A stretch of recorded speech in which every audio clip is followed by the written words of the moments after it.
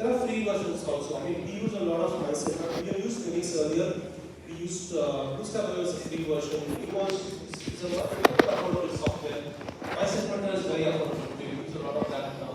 That's there. These are CAD. If you want to design, these are the softwares that are there that you use. ESP. This is the one that actually does the planning. You know, in your 2D version, in 3D versions, what is the work that you are doing, and then 3D printers. In implantology again, so how do I work for implants?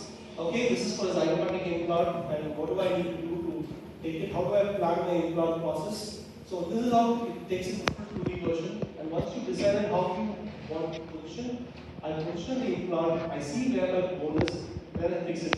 Most of the zygomatic implants are something you don't do it sometimes freehand, like this see the OPG, and then decide let's go ahead and do it. 90% of the time is okay, but then 10% of the time you can make a mistake. That's where your planning becomes important. Whether you want to use a guide or not is again a choice. That's your choice. But plan. But at least see it on the scan. Don't take the anatomy for granted. Because patients are paying a lot of money for these, right?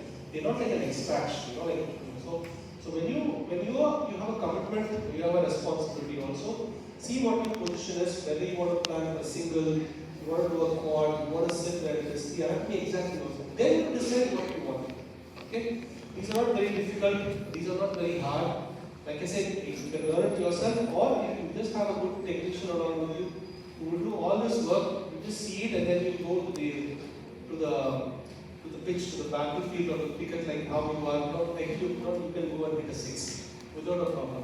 It saves a lot of time when you on the day. The more time you spend on planning on your surgery, the less time you spend. Okay? It's definitely better. That's an equation that works. So this is how we planned it, and then you make the guide, the superimposition of it. That's the positioning, and then the guide will come in.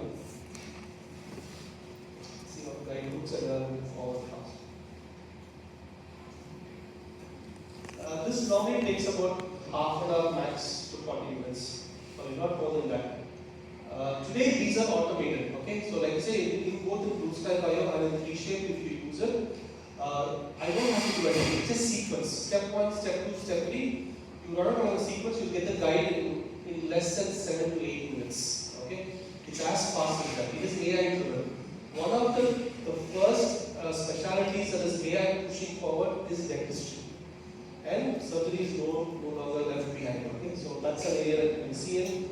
Reconstruct surgery, okay?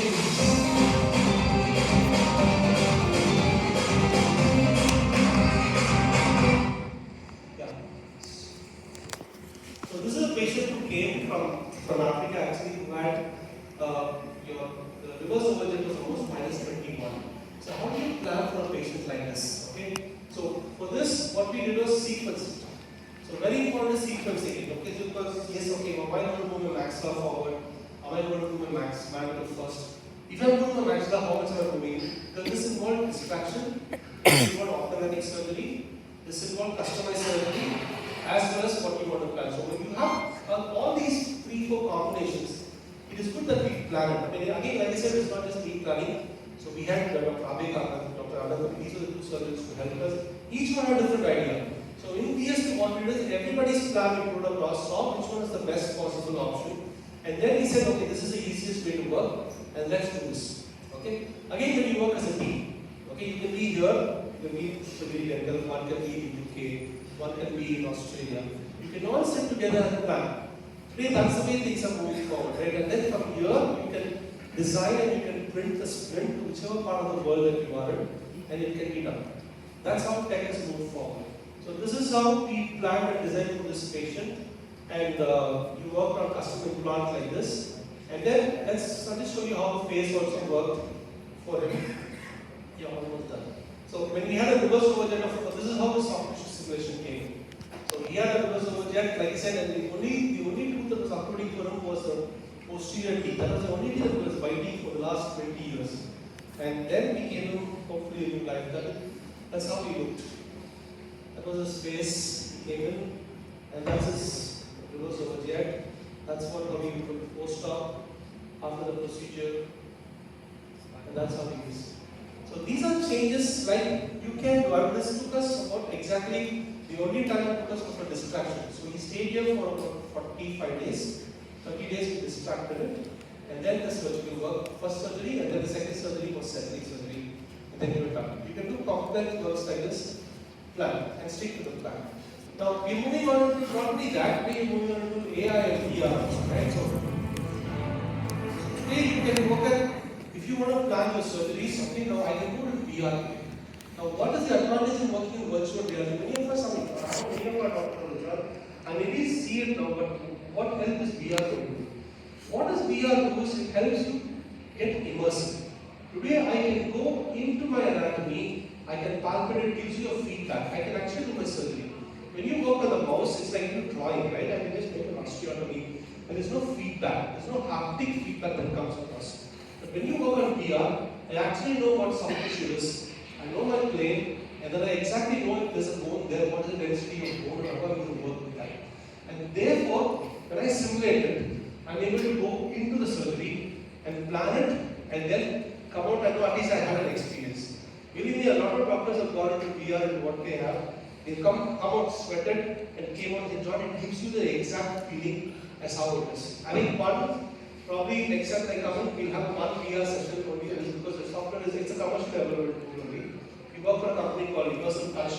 So they help us and they give you the whole tools. You can plan it, see how good it is. All these osteotomies can be done. So what 3D printing we do is once you plan it over there, the same STL file is saved, sent to the computer, you modify it, print it and take out the guide or the custom plot over there. This is how virtual surgery planning is done. Now this, along with VR, what you see is virtual reality. Augmented reality gives you into the positioning. Today you would have seen videos of on the theater itself, like you simulated. That's augmented. Augments what you have taken into the exact positioning or exact reality and gives you the sense of what it is. It is a little bit time consuming, believe me, it's not that easy because you need to orient yourself to it, but once you get hooked on into it, it's a different game changer altogether. Again, that's the introduction of AR and VR into maxillofacial surgery. It is already there, it's not new, so you can work on that also soon. So there's no dreams too large, no innovation, and that's basically what we want to do.